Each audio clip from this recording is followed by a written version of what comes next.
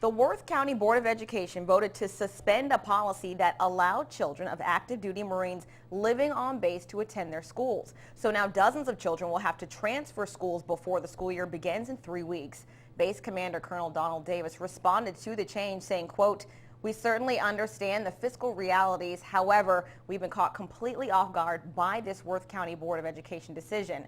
Military children pay a huge price already, so for our kids to be paying the bill when the base provides $1.4 billion to the local economy hurts. We hope that the Worth County Board of Education will reconsider or at least grandfather the 57 students who are already in the system and currently benefiting from that agreement." And in other school news, since the Dougherty County School Board made the decision to close 2 schools and rezone students, several issues have popped up. Fox 31's Courtney Highfield connects you to how it's affecting some athletes and what the school board is doing about it. The Dougherty County School Board knew that by rezoning schools, they'd be forcing students to start somewhere new, make new friends, and get used to different teachers, whether they liked it or not.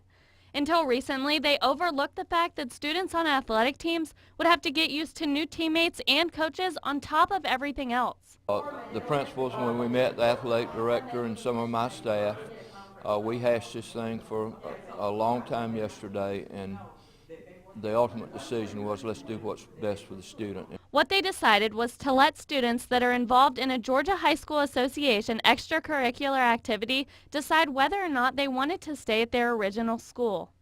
Some of these coaches are like second fathers and second mothers, and maybe first in some cases, to these student athletes. And there's a bond that's developed there, and why break that bond at the latter part of their career, their high school career?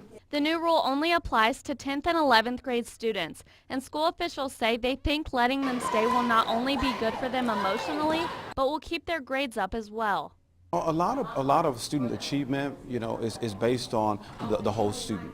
If a student feels well about school, they feels good about school, they're connected with an adult, be it a coach, a teacher, or a literary coach, or band director, or whomever. If they're connected with an individual at the school, they'll do much better. They'll perform better in the classroom. If the student chooses to stay at the school they were at last year, they'll be responsible for their own transportation.